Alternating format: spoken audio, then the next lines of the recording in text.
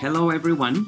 Welcome to this online international discussion organized by the Department of Early Childhood Education at the Education University of Hong Kong. My name is Alfredo Bautista, and I am Associate Professor in the Department of Early Childhood Education. My colleague, Dr. Sanjin, and I currently serve as Associate Head of Department for Internationalization, and we are actually very excited that so many international colleagues have joined us for this event, which we call International Interconversations, which is a series of online discussions that we are organizing so that the international early childhood community continues to feel connected, especially during these pandemic times.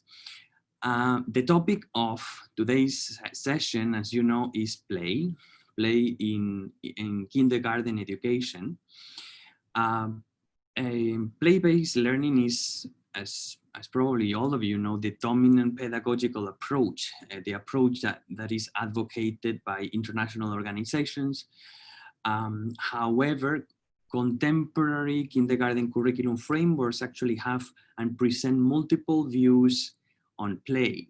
And approaches to play that goes from more teacher-directed structured play to free play or forms of play that are more led by children, right?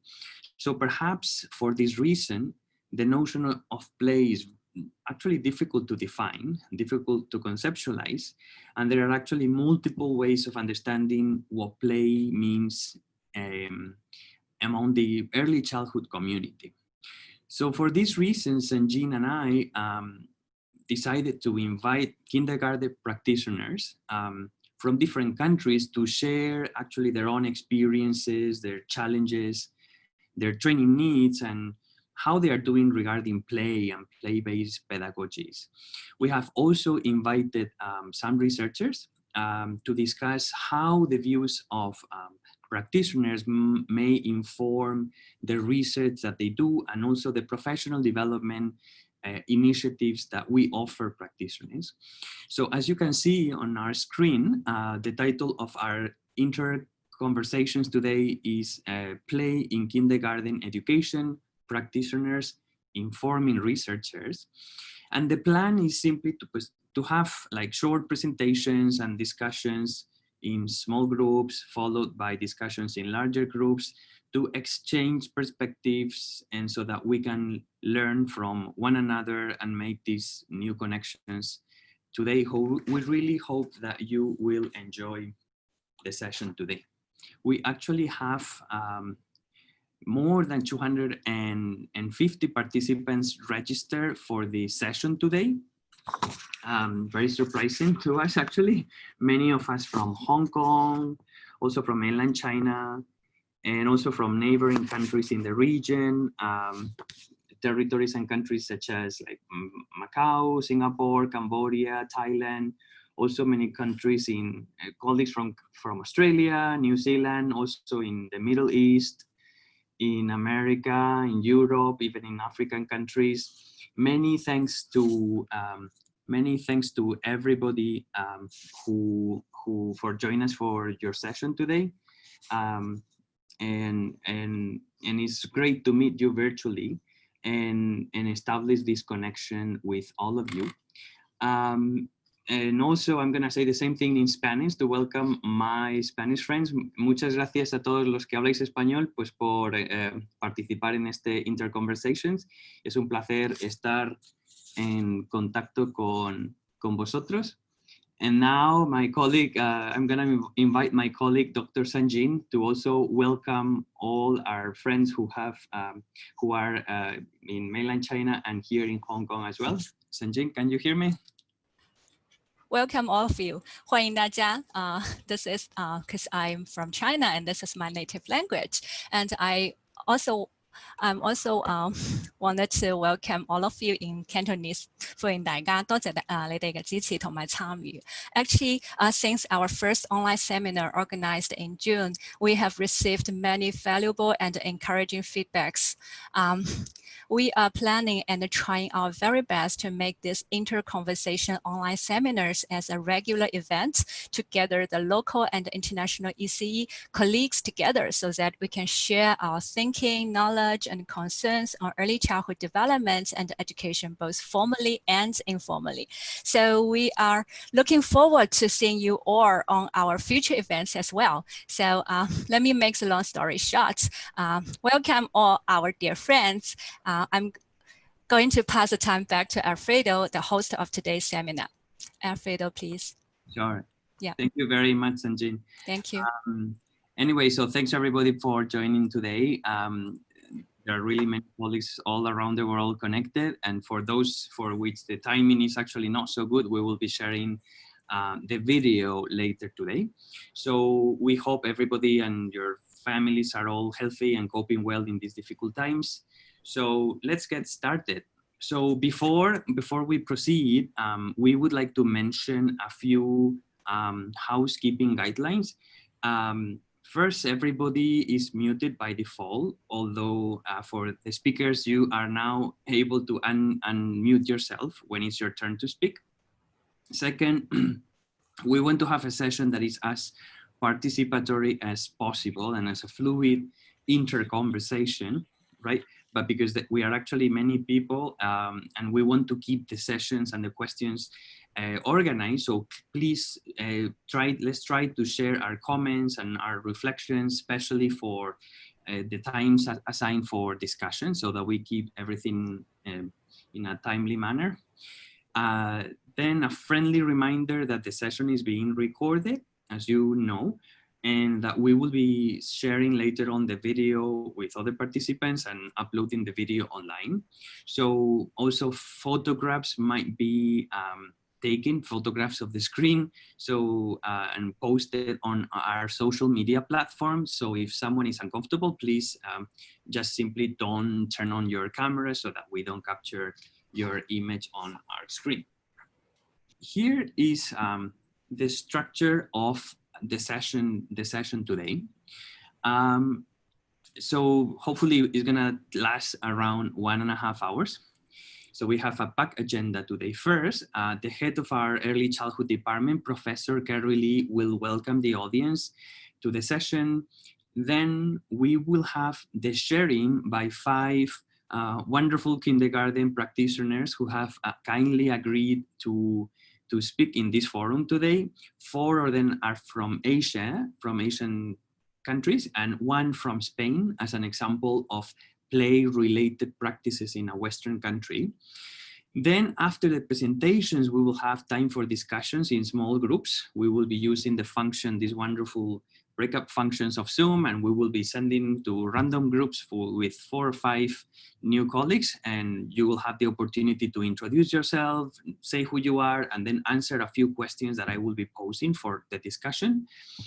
And then after, we are gonna have a discussion in whole group, trying to share the big ideas that came up during the small group discussions.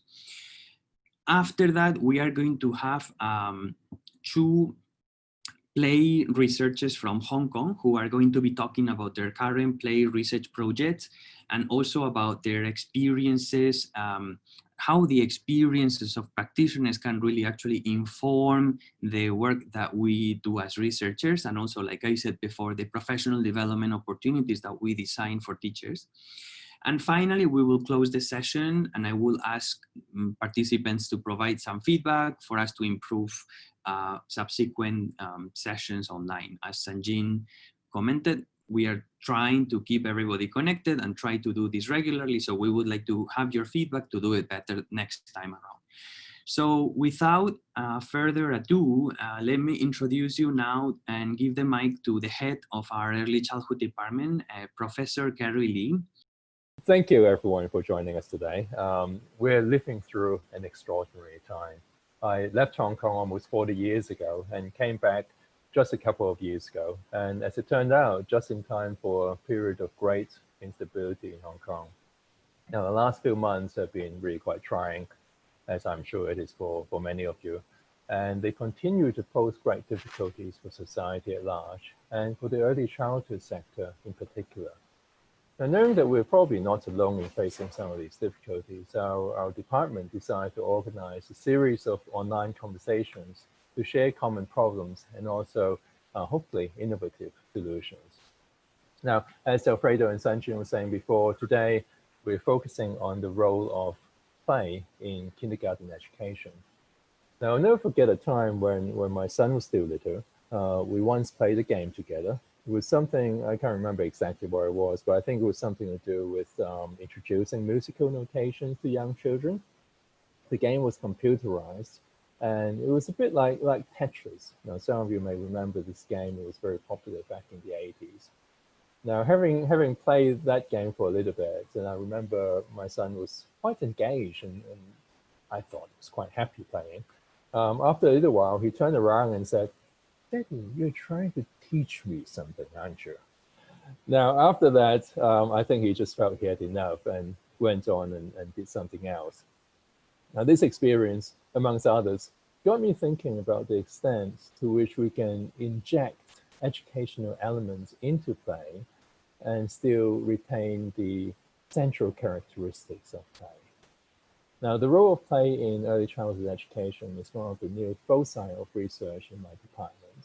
And today we're privileged to have both practitioners and researchers to share with us their practices and findings. So now, without further ado, let me hand the platform back to Alfredo, who will introduce the first speaker. Thank you very much, Gary. So now we are going to be moving on to the sharing by our practitioners. So like I said before, we are going to have five practitioners who are going to be introducing their experiences first. So 4 of them actually work in Asian nations, and then another person who will be providing the experiences from a Western country. So to give some context, of how we started this interconversation, so the practitioners have been invited to give 5-minute presentations and try to respond to the following questions. So we send them these 3 questions that you can see on the screen, and we asked them to present and discuss them in 5 minutes, which is a challenging task. Number 1 was, what is the perspective on play recommended in the kindergarten curriculum framework in your country or in your territory? Followed by, what are the main challenges experienced by teachers in your kindergarten related to play? And third, what are teachers' training needs in the area of play and play-based pedagogies? So like I said, these are the questions that we pose. We ask participants to prepare short presentations. So this is why we said today, let's try to keep it, let's try to hold our comments and our discussions for later on. So, so this is going to be our first practitioner of the day. The first speaker is Morgan McLaren. Morgan is an early childhood educator at Victoria International Kindergarten. She's originally from New York, and she has spent around 5 years teaching in different kindergartens here in Hong Kong. She was awarded a Bachelor's of Science degree while she was studying in the US and in the UK. And most recently, Morgan has graduated on the Dean's List from the PGDE program here in our university at EdUHK Hong Kong. In fact, she was my student. So Morgan, now please go ahead, and now you can start sharing your screen. Yes, there we go. Now I should be unmuted. Hi, thank you so much for participating today. So it doesn't let me do that. There we go. So the first question that we wanted to look at, it focuses on the kindergarten framework provided by our local government.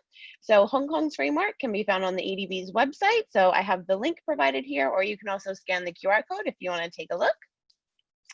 The kindergarten curriculum, it stresses 5 major developmental objectives. So they're here on the screen. The EDB then further breaks these objectives down into different learning areas for better understanding. These 6 learning areas focus on what early childhood educators should be aiming for. A common misconception is that the only area where play and imagination can take place is in the arts and creativity category. However, an early childhood educator should be able to incorporate the usage of self-expression and play into all 6 of these learning areas. But does that happen on a day-to-day basis in Hong Kong in our early childhood settings? Unfortunately, no. So this leads us into our second question that we want to look at, which focuses on the challenges that teachers face. In Hong Kong, there's a mix of Western cultures and ideas that started from when the British were the ruling class here, as well as the traditional Asian ideals and values. So the main challenge experienced by teachers is how we can combine both cultures together in a successful way, which still encourages play and creativity, but at the same time pleases traditional parents and school administrators. So with my experience at local kindergartens in Hong Kong, I was able to see and understand challenges from that perspective. Parents and management, they're focused on advancing the children's skills and learning to better secure a place in a prestigious primary school. Very little time is allotted to play, and some schools actually don't have any time allotted to free play at all. Activities and learning are teacher-centered throughout the entire day. Anytime when children get to play is typically a reward for when all the other mandatory activities have finished. So this doesn't guarantee that students will receive, or that all students will receive free play time during the day. And even when the children do get free play, it doesn't include all those 6 learning areas that we just saw.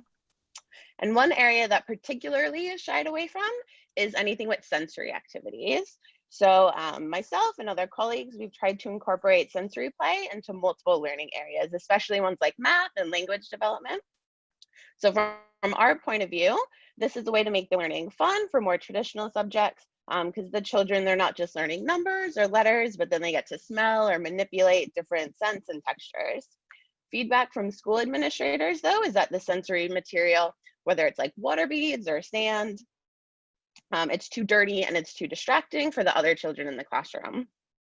The school administrators, they act very concerned about showing parents filled out booklets and making sure that everyone's uniforms are clean, instead of encouraging more play and time explore for the children. So the images that I have here on the screen, the one in the center, so it was just cooked spaghetti that was dyed with food coloring, and our school administrators, including our head of nursery, they were not keen on these being used for nursery children. So those are children who are like 2 and 3 years old. So the idea for this was the children could use the spaghetti and manipulate them into shapes. So it would encourage language development and fine motor skills. And then the image on the right, so those are feely boxes. So the kids would put their hands inside, and then they could talk with their classmates about all the different textures that they were feeling. Unfortunately, I was fortunately allowed to use these, but it was only because I was using them during my university sponsored teaching time. So normally that would not be allowed. And then the image on the left is the preferred learning tool, which is just workbooks. So those don't really provide any time for play or for creativity. On the other hand, my experience at internationals and schools in Hong Kong, they've led me to see a different type of challenge towards play and play-based pedagogies. So schools like these, they follow like EYSF, Reggio Emilia, IB learning frameworks, and the staff at these schools have a much more positive and encouraging relationship to the children having playtime and using play-based activities. So educating parents to why free play and exploration is important seems to be like a much more prevalent challenge in these communities versus the local school challenge, which is just finding time to get the children free playtime.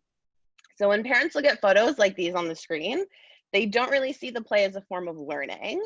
They kind of just see it as a waste of time.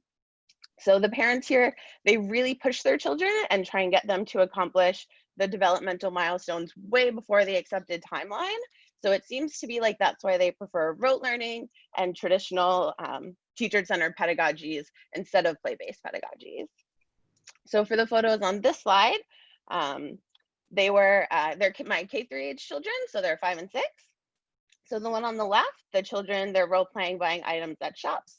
So they're using vocabulary and math and their social skills. Like there's so much learning, but they're still playing. And then the one in the center, they were trying to figure out actually how to carry water through the tubes. So they were doing like scientific thinking and problem solving, but all while playing. And then the one on the left, they were making a mind map about holidays. So they're practicing their reading and writing and drawing, but all while playing. So you can still do more traditional like writing-based activities, but in a playful way. And then our last question, so we identified some of the problems, but how can we help teachers overcome those obstacles? Training on how to educate parents would be a huge help. So in Hong Kong, most of our kindergartens are private. So that means that the parents are funding our kindergartens. So that puts teachers in an uncomfortable position where we're trying to adhere to guidelines that encourage play, but then we're also trying to make our parents happy. Being more comfortable on how to educate parents to why play is so important could really alleviate some of these challenges faced by teachers. And then also including the importance of play in principal training could really help to bridge the gap between the daily happenings in classrooms and then the goals of school management. Teachers and principals don't often see eye to eye about the importance of play or using play-based pedagogies in traditional teacher-centered philosophies. Many teachers at the local schools that I worked at, they wanted more playtime and they wanted less teacher-centered learning, but because the principals didn't agree, there was nothing that they could do.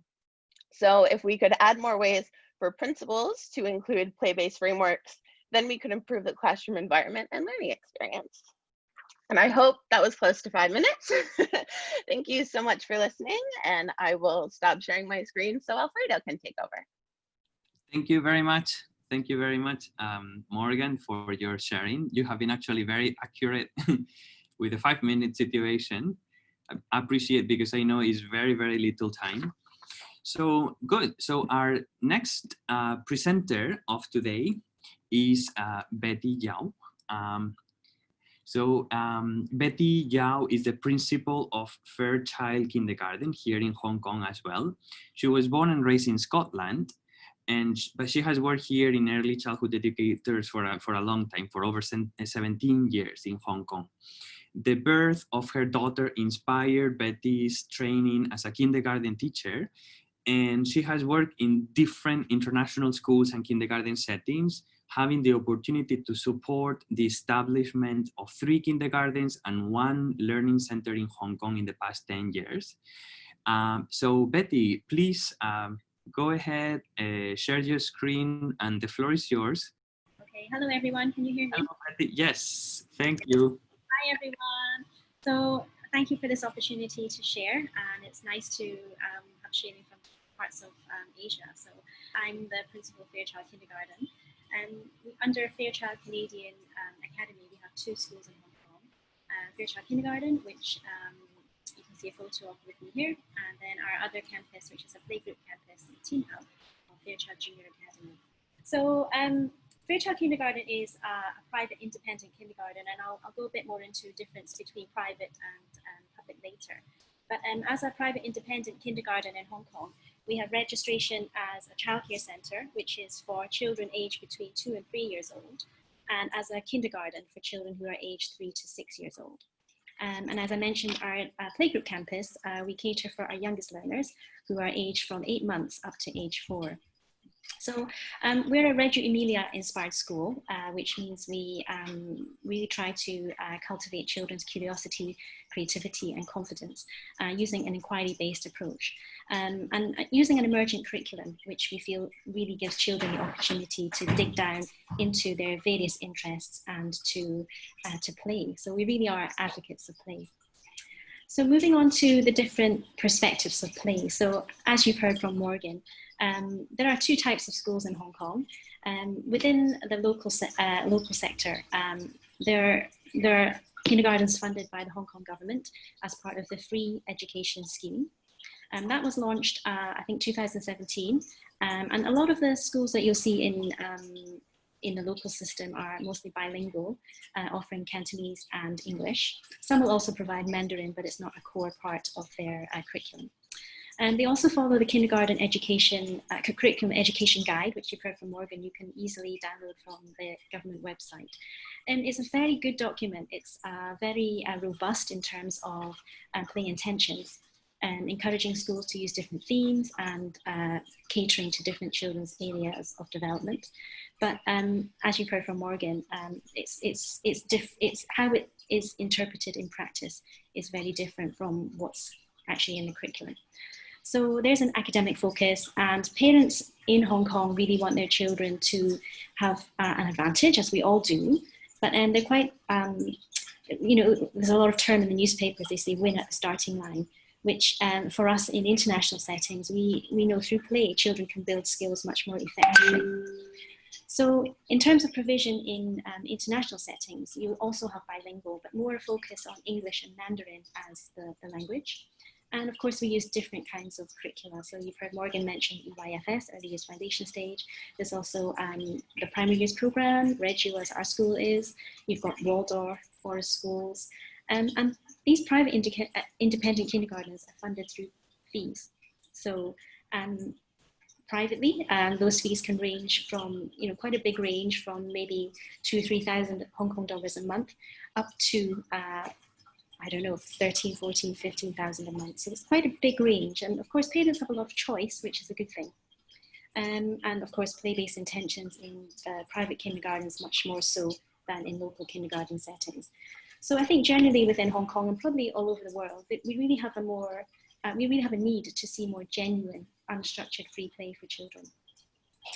So in terms of teacher challenges in providing more play, for us in Hong Kong, one very big challenge is how do you provide play-based teaching for Chinese, because Chinese is not something that you can really as a language learn just through play. You have to learn through lots of boring copying, and you know, it is very monotonous, but that's how you can learn the strokes in order to gain confidence in writing the language, as well as obviously recognizing the characters. And it's very hard for young children particularly to be interested in doing those workbooks of different characters day after day. Another thing that Morgan also touched on is parent education. So it's very hard to make the learning visible and, you know, actually say to parents, well, children are learning much more. They're not just playing. And play for a lot of parents is also seen as something that's not very sophisticated. It's not really that robust. So we really need to change that thinking. And that's a never-ending challenge for us as schools. I think being in a concrete jungle such as Hong Kong, space is a big limitation. We don't have a lot of outdoor space. Even if we do have a lovely outdoor space, it's very hot all year round and humid. And there aren't many risky play opportunities. So we often, you know, children don't really get the chance to climb. Climbing trees is something that probably we all did when we were younger, and we just don't have those authentic experiences. Removing boundaries for play. So even if you go to a playground in Hong Kong, they're much the same. They might have the same slide that's quite short. They don't have the variety of play as well. And often when you speak to children, if you put out some loose parts, they won't naturally know how to play with those. So that's one difference that it is quite significant. And from a teacher's perspective, we have very big class sizes in some schools, and that's a barrier for teachers. And how do you properly make observations? How do you properly get to know that child and their interests in order to develop their learning in a much more appropriate way? And we've still got very much a checklist form of assessment. So that's something, again, that we also need to move away from. How can we show the learning more individually for children throughout the course of the year, and not maybe just at the end of term or at the end of one school year? In terms of teacher training, these are some things that we've identified. So it's actually a very rigorous process to get teacher qualification in Hong Kong through lots of different paths. And we're very lucky we have lots of great courses in Hong Kong for early childhood. But we really need to have a collaborative approach in how we offer play. And there's a very visible divide between the provision that's in a local setting versus the play that you might find in international school settings. I think refresher training is something that is probably really needed. I mean, I qualified many years ago. There's things like sensory play. We know that's fun. We know that it's important for children, but how does it benefit children's development? And also brain development. That's an area that's becoming something that we know much more about over the last few years. That technology is available for us to to see much more, and there's a lot more research on brain development. So myself as an educator, I would like to know how brain development can help children in the early years. I think it would also be very useful to have more certified courses for teachers. Again, once you finish your teacher training, there isn't really much more that you can do unless you go on to do your master's or specialize in special needs. So what would be really cool, and a lot of my teachers are saying this, is that specific courses in music, or perhaps the creative arts, or how to promote children's physical development would be really quite useful. And also, we're hearing more and more how important nature is in our classrooms, and it helps relieve stress. And, you know, having the pandemic as we have now really brings home to us how, you know, how remote we are from nature. We're just stuck in our houses, and there's a lot of theory about why that's good for us. So again, something that we can also, we would benefit from having more training on. So a quick snapshot of our perspective on play. I'll hand the floor back to Alberto. Thank you. Thank you so much for the wonderful sharing. You have really identified, and you and Morgan provided a very comprehensive, I think, picture of the situation in Hong Kong, talking about different kinds of kindergartens and the problematics and the challenges that we face in the local setting. So, so the third speaker, the third presenter for today is Melissa Steven. Melissa Steven is the kindergarten program manager at EdUHK in Malaysia. So she's going to be providing experience from another Asian country. Melissa is a final year student of a master's in early childhood education. She has worked as a freelance editor, as a writer, and also as a curriculum designer. And Melissa considers herself to be a very passionate early childhood advocate who believes in the joy and in the power of play. And I know she's very excited to share her work with us today. So please, Melissa, go ahead. Good afternoon, everybody. It's such an honor to be among all of you today. My name is Melissa Steven. I was previously a teacher and a principal, and right now I'm a manager for a kindergarten program. I'm from Malaysia. So I'm just going to jump right into my slides. Yeah, so what I'm going to do now is a little bit different from my other two speakers. I think they did a wonderful job in sharing from how things are in Hong Kong, right? So what I'm going to do now is I'm just going to share with you from my heart of what I've been initiating within my reach of children and the teachers that I work with, yeah? So in regards to the perspective, what we're trying to do, what as a passionate person in play, I draw the teacher's attention back to traits on the children. So this is what we have to keep going back to. You know, I want the teachers to see whether the children are really happy. Do they hear laughters? You know, are they curious about things? Are they able to make discoveries? You know, to have multiple trial and error encounters. You know, I voice out and we push and we try to make more tangible experiences instead of the books. We bring in stuff as best as we can. And we also really emphasize a lot of social emotional learning. I think more than ever right now, we need to really bring back to the heart of being kind and being able to manage your emotions and to share how you feel. And that's what we want to encourage the children to do. For the teachers, you know, we are reminding teachers to become leaders. You know, because they are actually on the front line, they are dealing with the children and they are in front of the classroom day in and day out. So we want them to adopt a leader mindset, you know, to really be able to be learners of the children that they are working with. We want the teachers to know what makes the child smile, what gets them excited. You know, we want teachers to be funny. I think teachers are too stressed up these days, you know, so I try to tell teachers to, it's okay, it's all right if today is not a good day, but you know, you be happy, yeah, you be goal-oriented. And you're right to say that, you know, there's so much of observation needed and assessment needed, so much of recording which is required from the teachers, but we are also asking them to reflect, to really look back at the end of the day, what worked and what didn't. and what they can do differently. And again, if we want our children to be able to show their social and emotional needs, we want teachers to be the models of these social and emotional learning. So teachers have to share how they feel and what they do to actually cool themselves down, or what happens when they have a rough day. So we want teachers to talk about these things. In regards to the curriculum, in Malaysia, we've got the national preschool standard-based curriculum, and personally, I look at a lot of excellent frameworks we've got from the US, UK, Australia. I think you've got excellent stuff.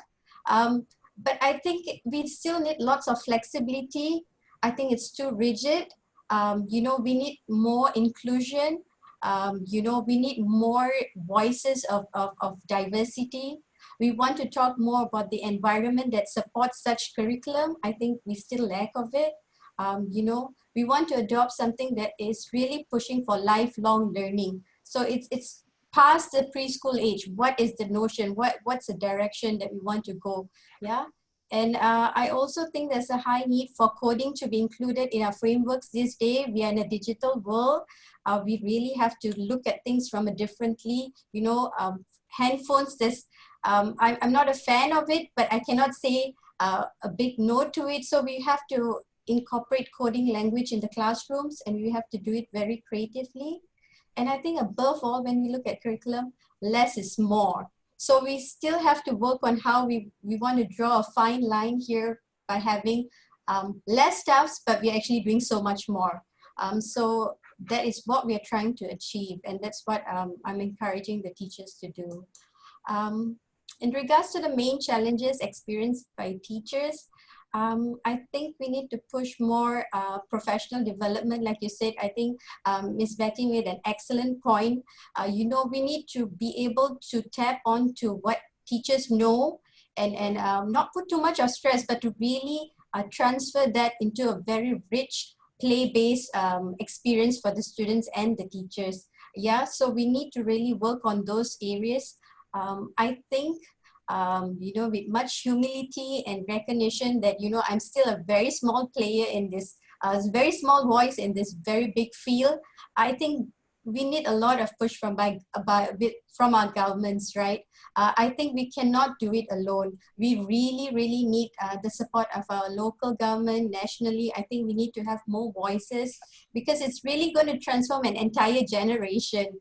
So I think teachers should come together. I think private players should actually speak up and really bridge the gap because if we really say it's going to make a difference, we can't do it by ourselves. We need all these strong players. We're looking at policies. We are looking at big shifts of mindset, yeah? And I would agree again that space and location is also a challenge in Malaysia. We've got a very interesting geographical location. If you see, we've got lots of kindergartens in the urban area, and we really lack a lot of infrastructure and the place to actually conduct such rich play-based activity. And I think over this period, we've heard time and again where parents are very much academic driven. They really believe that, nothing comes out of play. And that is where we come in, I've shared to the teachers where we find ourselves as educators, where we actually have to not tire, but to persist in educating our parents to say play is really the way forward, and it's really going to benefit the children. Yeah. And another thing, what I noticed is that there's really an abrupt stop in the emphasis of play when you go to grade 1, even locally here in primary 1. What happens is, even for us, if you really pause and think, we talk about crayons, colors, touch, and all this excellent stuff. And they go to primary 1, then there's just a sudden halt, especially in Malaysia as well. So that has to change. We know that play has to be in lower primary and even in the higher grades. If you ask me, I think there should be some talk about play. We need creative people to actually run the country. We cannot have the same way of, same methods day in and day out. So you need to actually incorporate play on the next level of learning. Training needs, again, why play? why play-based pedagogy and the house of it. And I think it could go through every stage. So you have a very ongoing journey where it's without the stops. Yeah, it shouldn't be abrupt.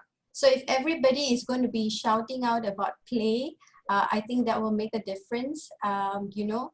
And again, coming back to observing, assessing, recording and reflecting, it has to be convenient. It has to be it cannot be a hassle. What we have is it's too much of work, you know, being a teacher and writing this stuff, it's crazy. And then you've got, you know, the inspector coming in and, you know, to see whether you're on the right track. So something has to be different there, you know, where enough assistance and training is given for the teacher that, you know, they can customize and they can record it in a manner where, you know, it works for everybody. So we need to look at that differently. Financially, I really think teachers are still underpaid in early childhood. You know, we want them to do everything, but they're not paid enough. So I think that's really a strong thing that, you know, we need to push for. We need to actually provide the materials for teacher. Many times it comes out from their own pocket money. I think that's not enough. Emotional support, because if you're working with kids, you know, you need emotional support. I'm just going to pause right there. And we want them to be able to cope socially, emotionally, and in this pandemic time. So a lot of collaborative effort needs to be taken from the government, with the families and from workplace as well. So you need good principals. You need everybody to step in and to help out an early childhood educator. Yeah. And then, as I mentioned earlier, the mindset shift. Teachers really need to see themselves as leaders. They're not just a caregiver, they are leaders. They are the frontline leaders who truly make a difference. I think we need to motivate our teachers to see themselves differently and support that. And last but not least, we need to actually have collaborative partners, because I think this is a big shift that we want. And we can't do it alone. So you need your parents to come up. You need to actually have your grade 1 teachers. We need special education needs specialists to be alongside us. We need communities to step up and to be more present in a child's life. You know, it goes on and on. So probably I'm asking a bit too much, but that's what we want to do, right? So thank you, everybody. And it's such an honor once again. Thank you so much, Melissa, for your sharing. It's actually very interesting to us and the colleagues who are here based in Hong Kong to see actually how many similarities in the challenges that we face in Hong Kong and in Malaysia. And well, you have touched upon a lot of important points that we will be discussing later during discussion time. So next, let's move to our next presenter for today. Her name is Maria Angela. I'm not sure if I'm pronouncing your name properly. So Maria Angela is a preschool principal in Jakarta, Indonesia. Maria considers herself also as a very passionate early childhood educator. And she also is a coffee lover who strives to promote the importance of happy childhood for a better future. So Maria, if you could please go ahead and share your screen with us. Okay, so good afternoon everyone. I'm Maria Angela from Indonesia. Thank you for today's opportunity. And I like the word that as Dr. Sanjin said earlier, like feel connected. So I feel like we are all connected as an early childhood educator today. May I show you my presentation? The magic of play. Actually, this is it's just my chosen word for my presentation. So yeah, Alfredo already introduced me. I'm the preschool principal, and I'm also a certified Montessorian, and I study play therapy and become a play therapy practitioner. So this is our campus, our school. So we have 4 campuses, and I'm in the preschool department. So we have 2 locations. I'm in Tangerang. If you can search Tangerang, Indonesia, or if you can visit Indonesia, you can visit our school. I really like this quotation, like it is a happy talent to know how to play like not everyone know how to play. So if you see that children nowadays know how to play by himself and how to incorporate play with others, so it is a happy talent for them. In Indonesia, our curriculum for early childhood, in kindergarten, we call it bermain sambil belajar, or learning while playing, or playing while learning. So this is also our Minister of Education also really put attention on this. Why play is really important in our early child education? Because you know all that it's age appropriate, fun, familiar, and play is essential, and everything can be done to play. Whatever subjects or whatever that children wants to learn, we can done through play. And for me, like, play is a daily requirement to help children go happily. This is the tagline. I really love this tagline, like happy me, happy you. So really play bring many benefits to the children development. As we all know, that knowledge and cognitive really important, language speeds also important, social and emotional, and then the fine motor and gross motor, even the spiritual skills can be incorporated and can be learned by children through play. And this is the challenges in Indonesia. I've heard and I've seen like many schools and parents are too inclined with academic skills.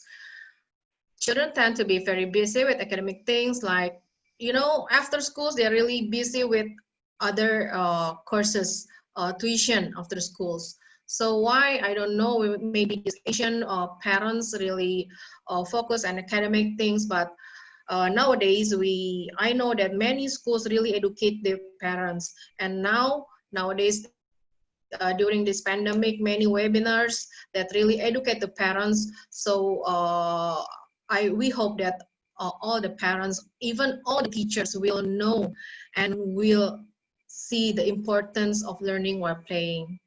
And why? Again, this is an inadequate knowledge on doing good parenting and teaching strategy. We need to do something with this. And if you see that what can be done with our teachers, areas of improvement, like teaching strategy, like even in local setting or international schools, teacher need to be refreshed every year.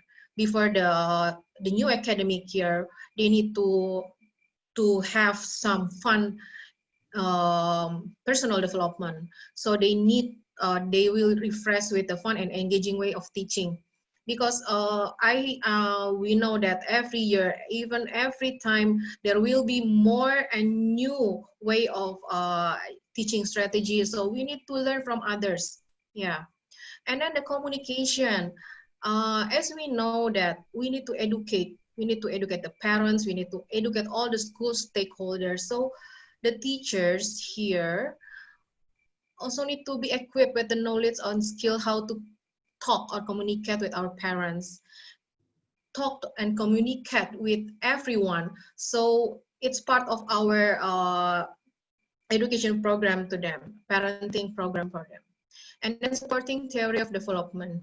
How do we know that we need to do something with these children before we know the theory of development? So here in Indonesia, I'm sure that teachers or whoever that really have passion in education really know the theory of development. So they know that these children need this kind of help or this kind of ways of teaching. So they know that this one become our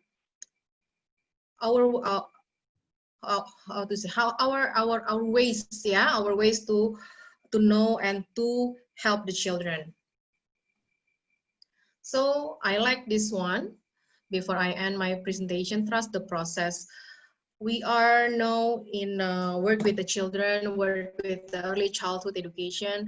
So sometimes it's really hard to handle the children, to handle the parents, to handle everything, to handle the schools. But we know that we help children laying the foundation, the happy foundation for them. So we need to trust the process, and we have to help the parents also to trust the process, whatever the difficulties, whatever the situation, that trust the process is really the essentials.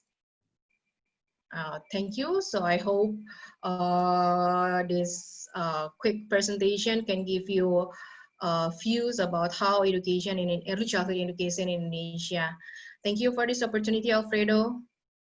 Thanks so much for sharing. Very interesting presentation, same as all the other four so far. Actually, even though the presentations are very short, but you guys have been touching upon really, really important points, in my opinion, about this disconnect sometimes between theory and practice, between what the curriculum says and what happens in practice, the importance of parent education, the focus of societies in Asia in academic outcomes, and why that might be one of the reasons why sometimes children in kindergartens end up playing a lot less that they probably should. So thank you so much for sharing your perspective from Indonesia. So the fifth practitioner today is Lorena Gomez Alvarez. Lorena is a early years English teacher at Gregorio Marañón School in Toledo, Spain. Lorena has worked for a number of years in a lot of different kinds of kindergarten settings, large and small, urban and rural, private and public, monolingual and bilingual. And currently, Lorena works actually as a P1 teacher, as a primary one teacher. And she actually has the luxury that she has been teaching the same group of children for 3 years, because I know she started with them in K1, and now she's working together with them in primary one. Lorena is currently, is now connected with us. Well, I just would like to share that Lorena and I went to kindergarten together. So she's a friend of mine from my town. So this is how I see play in kindergarten in Spain.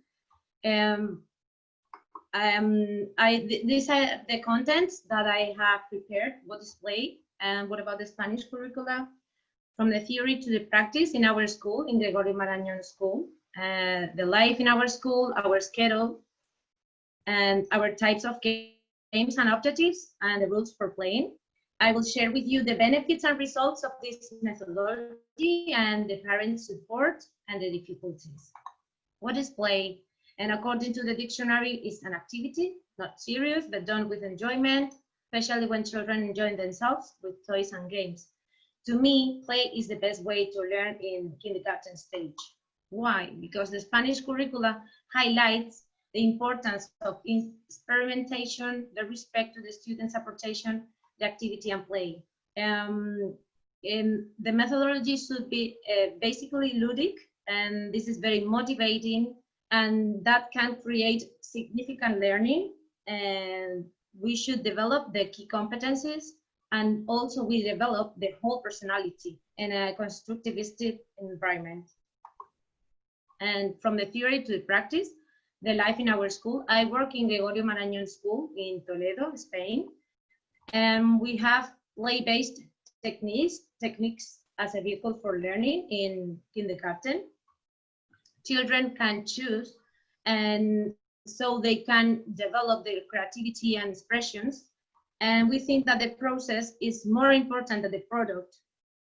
We are very focused in co-learning. We learn with and from others, and we are based on Montessori methodology and NBL methodology in a bilingual context. This is our schedule from 9 to 14. We have 5 sessions per day. This is just an ordinary day in our school in kindergarten. The timing is as you see. The first session is the welcome and the assembly. Here we share different guided games by the teacher, and we talk about the topic of the unit. In the second session, we have more guiding games and some individual work. And when the children finish their individual work, they have time for playing with manipulatives or some part of pre-play, depending on the teacher and depending on the day. We have in the third session time for a snack and free play. They can choose in different learning corners what they want to play. After we have the break, 30 minutes outside in the playground. When we are back in the fourth session, we have time for relaxing music, storytelling, and more individual work. And when they finished the individual work, they have more free play or manipulatives before they go to their houses or they go to the dining room. And this is all. We have 11 sessions in English per week, and this is just a normal day in our school. The types of games and objectives are different because we have different studies that learn in a different way. I will show you some of these learning centers that are in our school. This is the Table Toys Center with different games, as you can see in the pictures. Children can choose among different materials. This is a picture of our practical life center. Children can wash up, sweep the floor if they decide to. Our reading and writing center with different materials too. Board games, blackboard games, or Play-Doh games. Our blog center to develop their creativity and social skills. They enjoy it a lot, as you can see. Our ICT center to develop digital skills. Here they share also because they have to wait turns. They choose what kind of game want to play. And these are some pictures of our art center. Dramatic play center to develop social and emotional intelligence skills. And there I show you some Montessori materials done by the teachers. We reuse and we recycle too. And the kindergarten teacher prepares lots of materials by themselves. These are an example. The number-based learning games that we use here in our school for developing mathematical skills. You have more examples here, and you have more examples in our website too, because we share it with the parents. If they want to create the materials at home, they can do it. There are also materials in English, as you can see. And the rules for playing in our classroom, the main rules are that you can choose freely, but you should respect also the rest of the students and the materials that you're using. So you should ask for permission to play with a friend, ask for permission to use someone else's game or toy, and you can exchange and share toys with a friend. You should not disturb anybody, and you can talk up to level 2 of voice in a level 5 scale of voice. And you should keep the games or toys in their learning corner and tidy up when you finish. The benefits of this methodology is that you develop the curricula, but also children can choose, can decide what they want to do. So they feel confidence, they feel happy because they chose what they wanted to do. And this is it's very important to show the results to the parents, to educate the community, because you don't have physical evidence as a worksheet or test doing this. So you should show all these pictures to the parents to let them comprehend that this is very important to do in the classroom. The community support is very important. Families congratulate the teachers when they see the results, and it is a very common methodology in Spain, but not all the teachers work in the same way. There are teachers who focus on the academic learning without free playing, but they are a minority here in Spain. We find also difficulties working this way. There's a high ratio of students per group. We have 25 students per group and only one teacher. We have a low budget to buy new materials. So this is it is necessary that the teachers create their own materials. And we also have donations by parents or the community, but just a few. So we recycle and reuse. In conclusion, there are different ways of learning, so we have to adapt to the children. This is more successful. So if we do happy learning, we have happy children. And I think that the happiness is necessary for a healthy mind and a healthy body. A special thanks to my friends, Guadalupe and Esther, and all my kindergarten colleagues at the Gregorio School. And many thanks for your attention. Thank you to you, Alfredo, for letting me this opportunity. And I hope this is helpful to you too. Thank you very much. Thank you so much, Lorena, for your very interesting sharing. When Lorena was preparing the presentation, she was basically telling me, do you really think someone is going to find this interesting? And it's like, well, I am pretty sure, because yeah, some of the difficulties that you are experiencing are actually quite common with other, the practitioners actually experience in Asian context, right? But as you could see, some of the characteristics of kindergarten education in Spain is like much longer programs with a lot of time for play, a lot of time for free play, several hours, which would be actually impossible in kindergartens in places like Hong Kong. And also the fact that I found really interesting that parents are actually totally happy with sending children to kindergartens, and they spend approximately half of the time basically playing, and the fact that nobody really is complaining and everybody seems to understand that this is what children are supposed to do. So this is why I actually thought that it would be a good idea to have like a Western voice in the session today. So thank you so much, Lorena, for your sharing. And I'm glad that in the end you could do it live.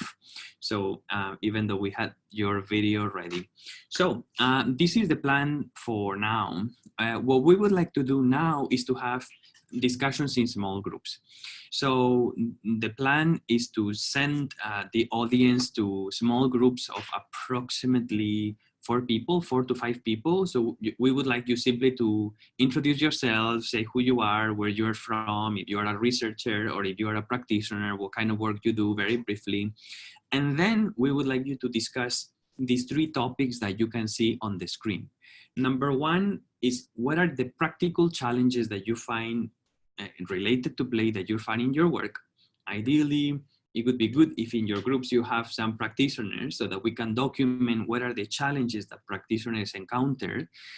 The second topic is like, what kinds of research studies would be helpful to you as a practitioner to help your work? What kind of research, what kind of questions, research questions, topics you would like researchers to investigate? And number 3, what kinds of professional development opportunities you or your colleagues would need. So similar to the presentations of the practitioners right now. So the goal now is to have like a short conversation to discuss these issues. So we would like to have one person per group taking notes and sort of summarizing the main points of the discussion. So I would like, if possible, I would like the note taker to be writing separate summaries for the first part, for the second part, and for the third part. So yeah, so this is the idea. I will be now using this function given by Zoom to be randomly sharing the audience to different groups and to start a discussion in small groups. So I suppose we can do around 15 minutes for this discussion. So I will see you back in around 15 minutes. So now is when I need to find exactly how to do this, breakout rooms. So I am going to be doing approximately 18 different groups. All right, so see you in around 15 minutes. Enjoy the discussions. Bye-bye.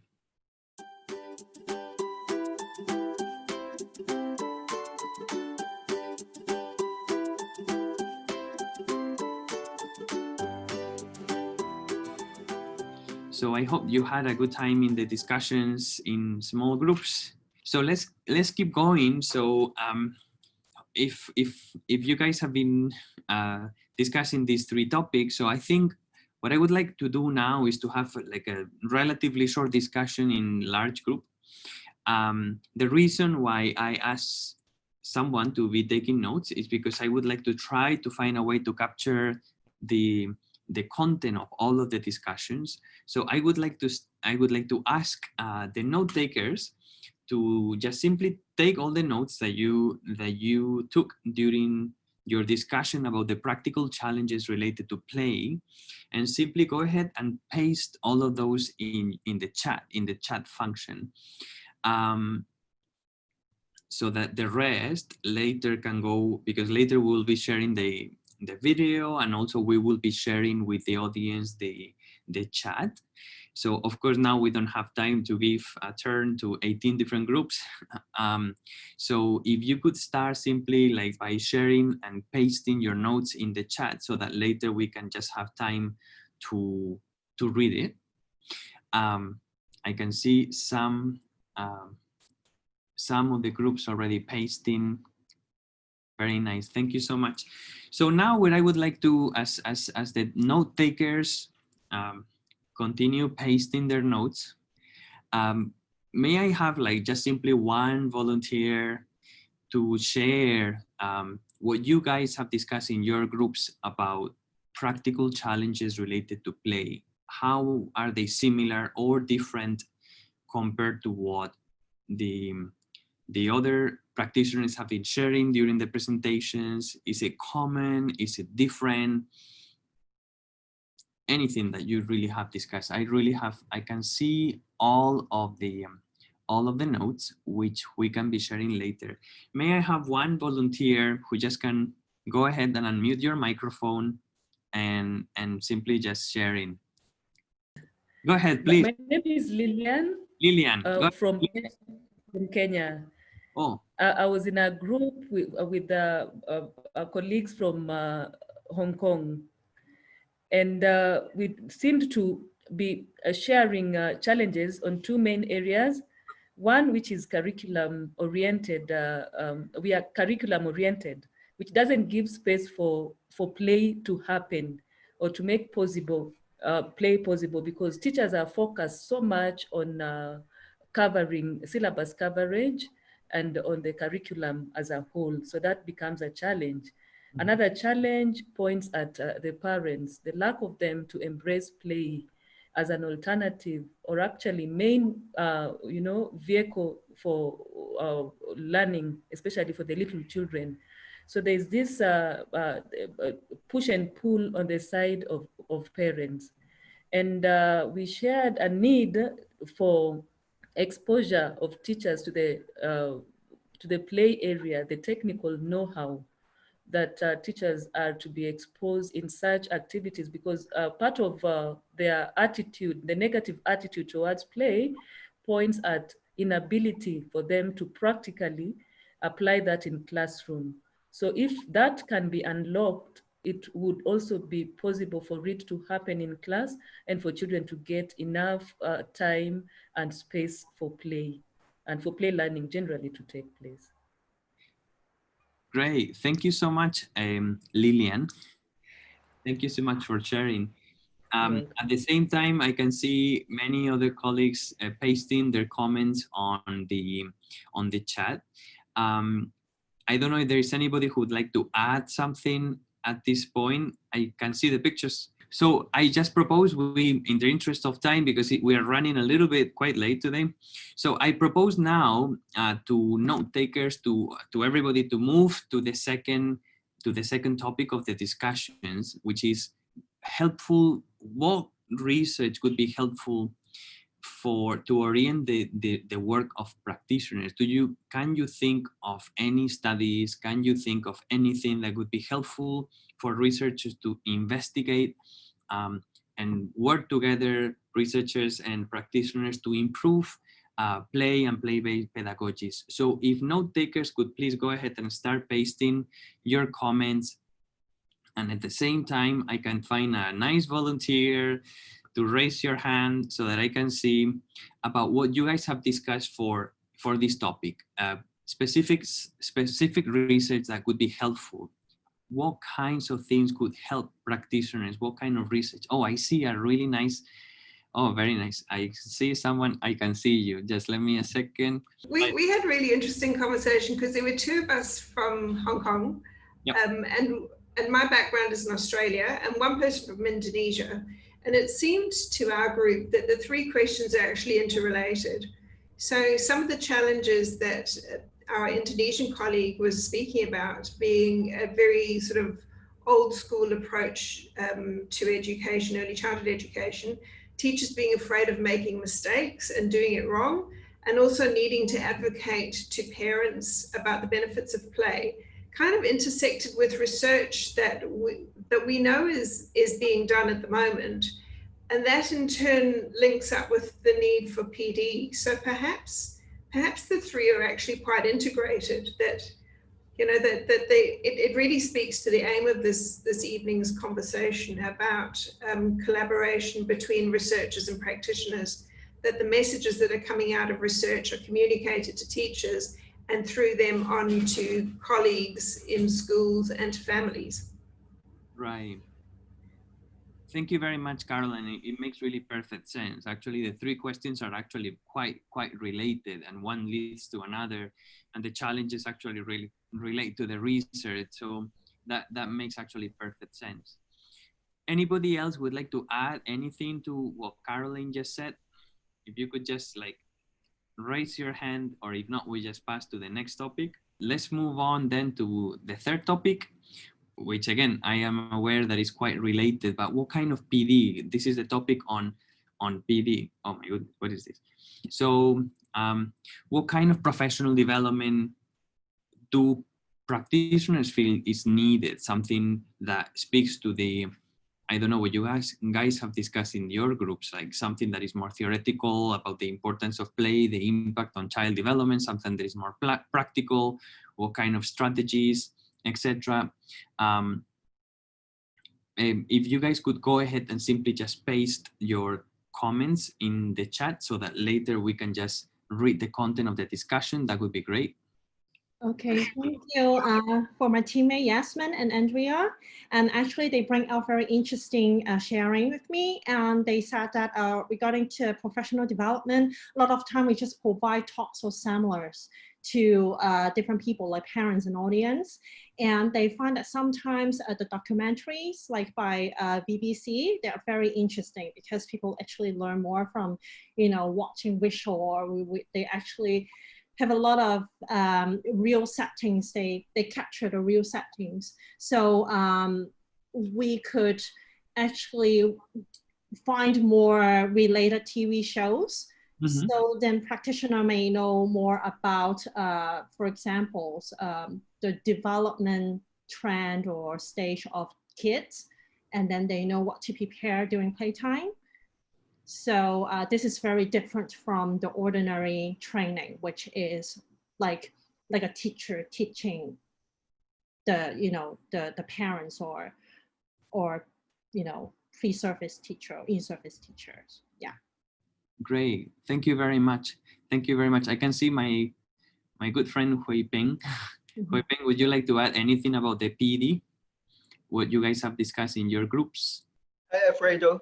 Hello. Thank you. Actually, we didn't have time to move to the third question, but personally, I think it's really important to train the teachers about how to coordinate the different domains and different kinds of learning experiences for young children.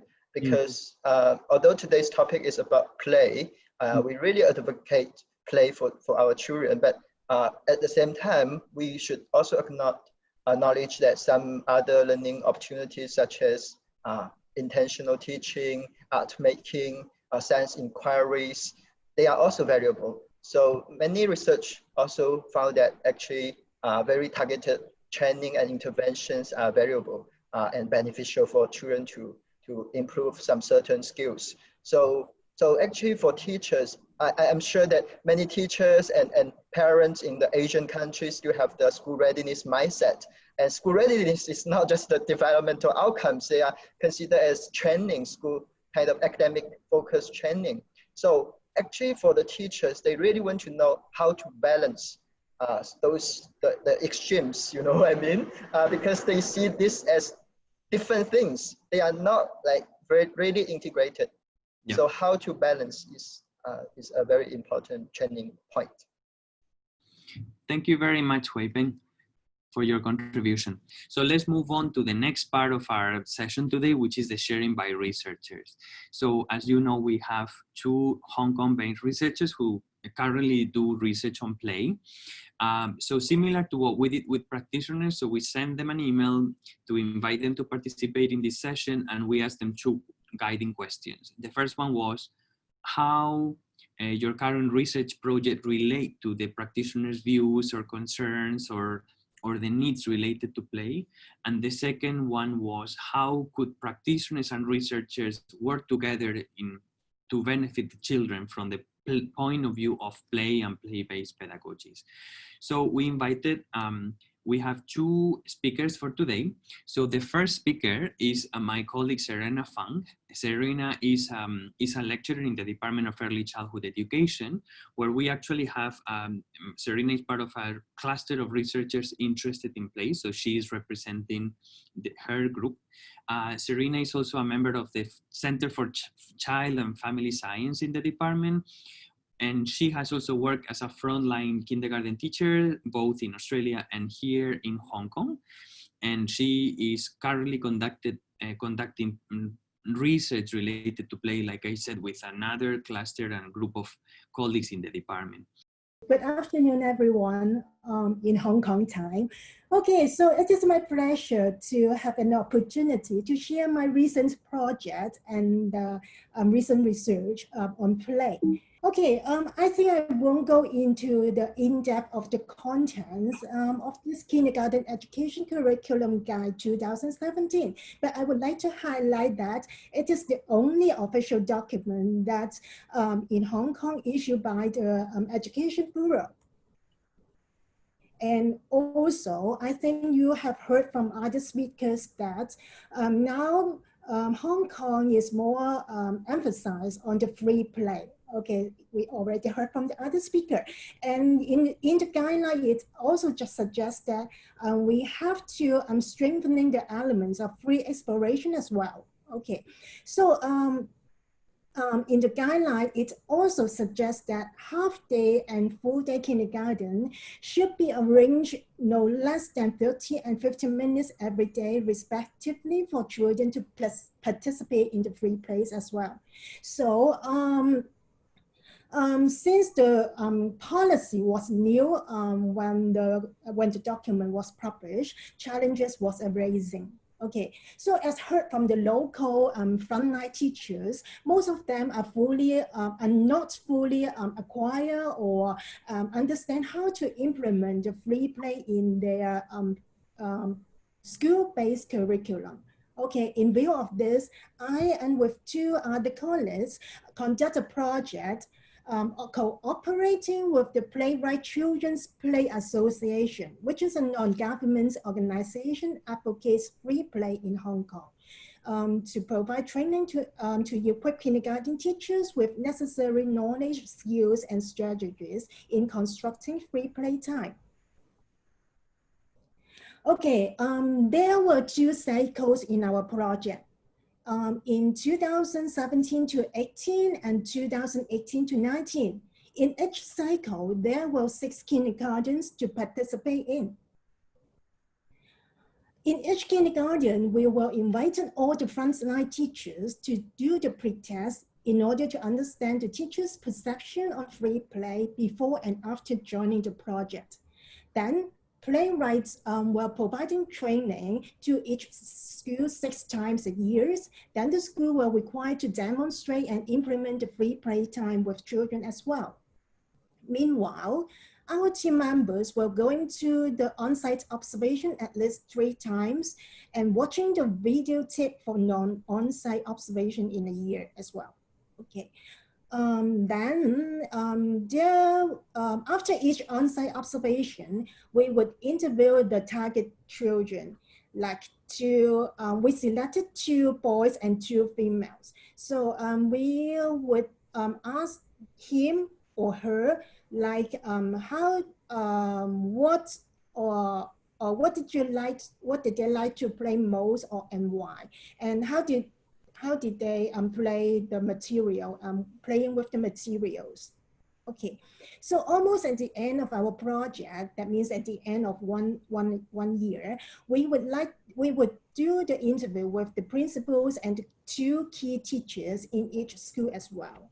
So afterwards, the poll test will be done to all kindergarten to all kindergarten teachers where the school has participated in our project. Okay, so here are the findings. Due to the time limit, I think I won't, I just picked up some interesting findings to share at this moment. If you're interested in it, please contact me. I'm happy to share with you in more details. As you can see in the chart, teachers have positive changes in general. In B1 and B2, you can see that teachers believe that they are more capable, because there are some Chinese words there. Okay, the yellow bar is the pre-test and the blue bar is the post-test. Okay, so in B1 and B2, you can see that teachers believe they are more capable to set a free play environment and equipped more strategies of implementing free play in general. However, you can see in the B3, it didn't change much. Can you guess what B3 was? So for the B3, is the acceptance of risk-taking during the free play process. Okay, it didn't change much from the teacher perspective. Okay, I think it's probably due to the Chinese traditional root or the traditional mindset that arguments or children getting hurt should highly be avoided. So this is some interesting findings in our project. Another interesting finding is that teachers' perspective on children's development. Let's take a look of C1 and C2. Teachers think that the ability of children's emotional regulation was enhancing after implementing free play regularly. However, in C2, the ability of emotional expression just had slightly changes. So what makes this phenomenon happen? We are quite interested in that. And so our team is going to do a study on the impact on children's playfulness and social emotional development in kindergarten free play times. Well, we suppose we'll do it in coming September, but hope the COVID-19 can be settled very soon and our research won't be delayed. Okay, so the last but not the least, here I just I've already mentioned about our cluster. Okay, research cluster in formed by our departments. Okay, it's just formed in July 2000. Just this year. Okay, the purpose for this cluster is to ensure that our research has a real impact on the community. So we actually have 5 clusters in total, and play is also one of the highlights in this on this cluster. Okay, so let me slightly introduce what are we going to do with this cluster. From our preliminary design and planning, other than doing the research, we would respond to some common concerns that ECE field, early childhood education field has on implementing play, and the team will also try to disseminate some several video clips online to responding the frontline practitioners or frontline teachers' concerns on free play, especially in Hong Kong. Moreover, we will make collaboration with local or overseas kindergartens to have some collaboration, see on the maybe on the training or the seminar or maybe on the research. So I hope we can have chance to collaborate with each other in the future. I think my time is on time. Okay, thank you for your listening. Okay, thank you. Serena, thank you very much for your presentation. It was actually very, very helpful. I'm actually also very glad that you can probably link through this forum with practitioners in Hong Kong or overseas who might be interested to also participate in the cluster done by the research later on, and probably make some good networks who might want to continue to collaborate with you. So thank you so much. So next, move finally to the final presenter of today. Her name is Dr. Caroline Corsen. So Caroline is an associate professor in the Faculty of Education at the University of Hong Kong. She moved to Hong Kong recently from Australia, from Melbourne. Caroline has co-edited a book on STEM education with authors from different countries, from the US, from Australia, Hong Kong, Sweden, and Greece. And her current project is actually exploring kindergarten children's perception of the 2019 social movement here in Hong Kong. So Caroline, thank you so much for participating in this forum today. So I invite you to share your screen with everybody, and I will see if I need to also unmute your microphone or if you can do it yourself. Thanks, Alfredo. So as everybody said, it's lovely to be speaking to you this evening for us in Hong Kong. And my presentation is really pretty short, and I called it Play-Based Learning, Chocolate-Covered Broccoli, or Fusion Cuisine. And I do that quite deliberately because I think that play-based learning, as we've all heard this evening from people from different countries, it's really contextually situated. So our understandings of play and play-based learning vary a lot based on family expectations, kindergarten expectations, a range of expectations. And so I'm going to come back to that topic in a minute. I'm not going to speak about my research, but what I am going to speak about very briefly is that the way I like to work really is to work side by side with practitioners. So I think this is really important. A lot of the work that I've done has been developing curriculum materials that support play-based learning, coming from a context where play is very strong.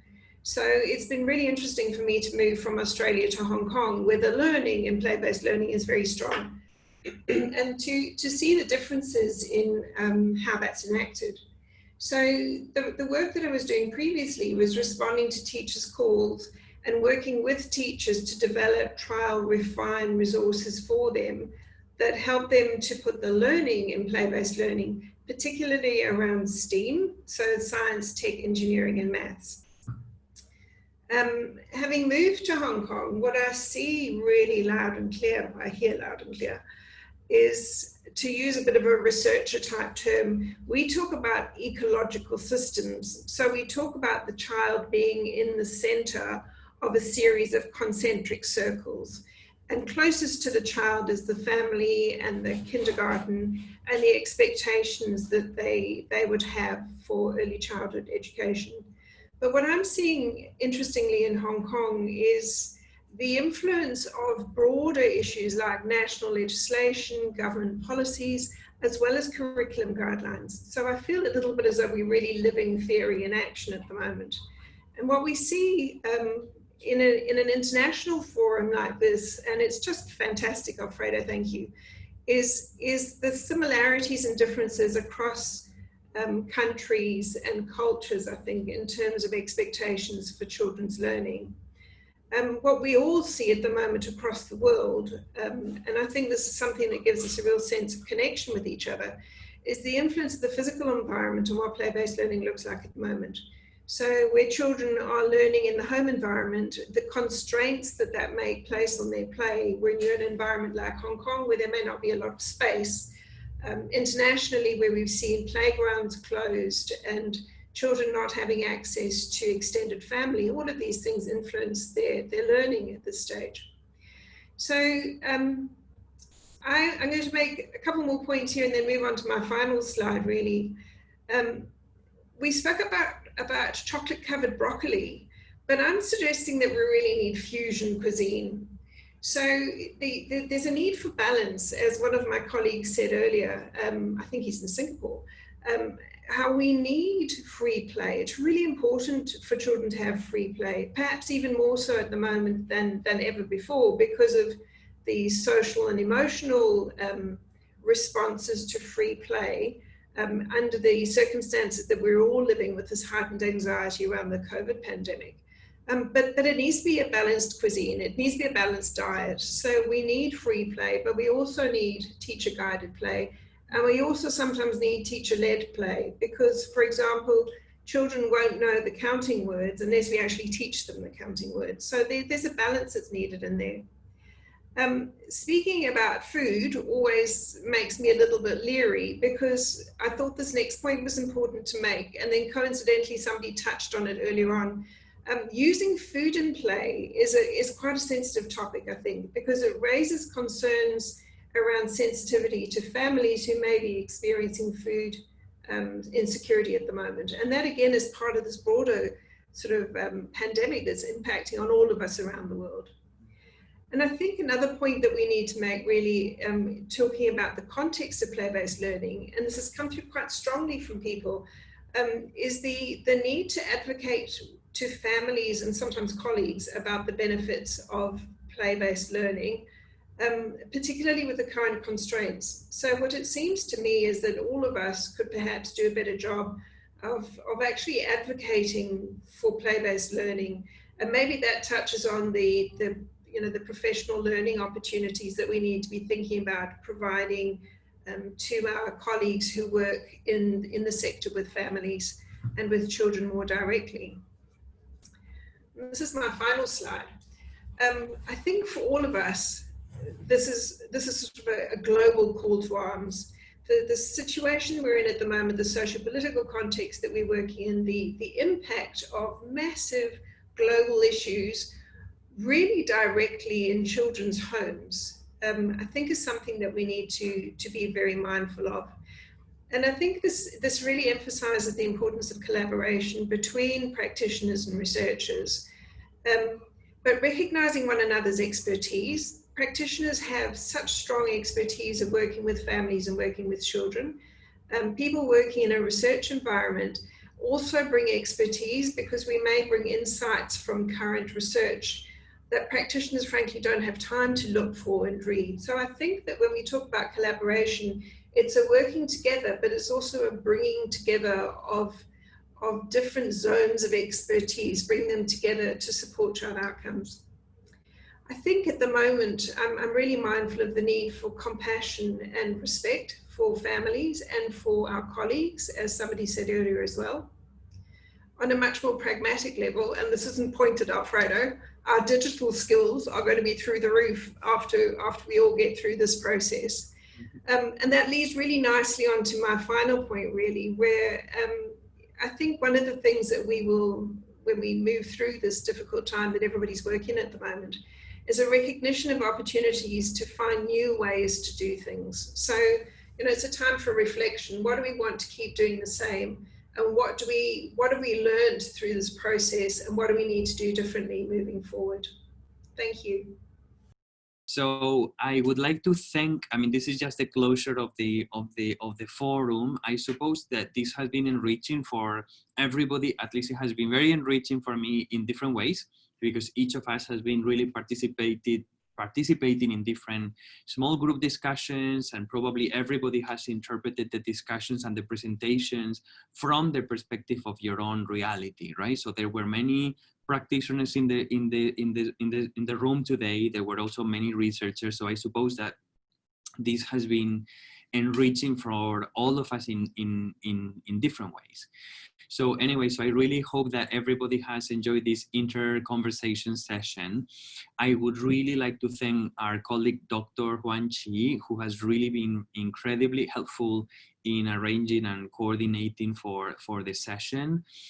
Thank you so much, Huan Chi. I know that you are in the room connected.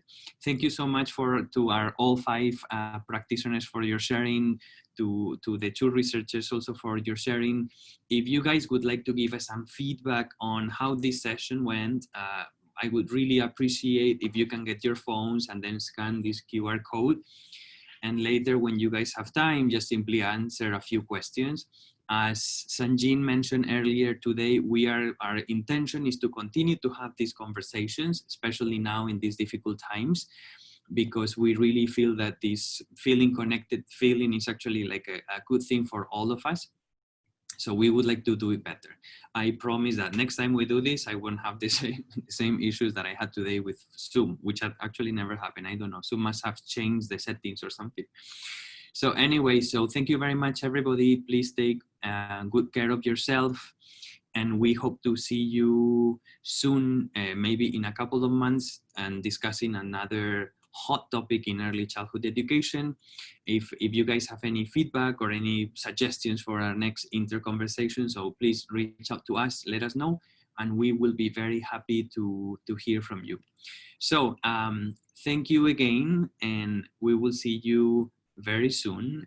Please join us in our social networks to stay in touch. We always post information about job openings, about our newsletters, about the research talks that we are doing in the department. So please stay in touch with us, and we'll stay connected. All right, thank you very much, everyone, and see you next time. Bye-bye.